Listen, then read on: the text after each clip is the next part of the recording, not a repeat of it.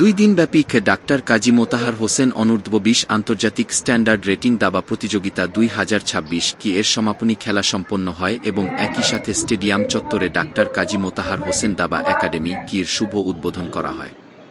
উদ্বোধক কুষ্টিয়া জেলা বিএনপির সদস্য সচিব প্রকৌশলী জাকির হোসেন সরকার এই প্রতিযোগিতার উদ্বোধন করেন।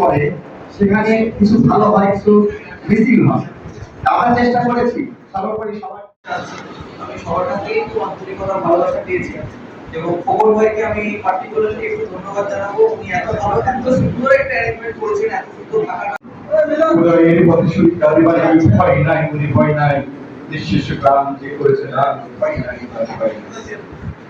আজকে কাজী মোতাহার হোসেনের আন্তর্জাতিক স্ট্যান্ডার্ড দিয়েছেন আমাদের সেই ছোট আগামী দিনে এবং আমরা এই নির্বাচনের মতো একটা প্রতিযোগিতার মধ্যে সুষ্ঠুভাবে শেষ করতে পেরেছি। আপনারা জানেন যে গত মাসে আমরা একটা প্রতিযোগিতার আয়োজন করেছিলাম, সেটা ছিল উন্মুক্ত। আর এটা হচ্ছে আন্ডার-20। আমরা ধারাবাহিকভাবে আমরা প্রতি মাসে এই ধরনের প্রতিযোগিতার আয়োজন করবো। আমরা আশা করি এই পরের মাসে আমরা একটা ক্লাব ভিত্তিক আমরা একটা প্রতিযোগিতা আয়োজন করবো।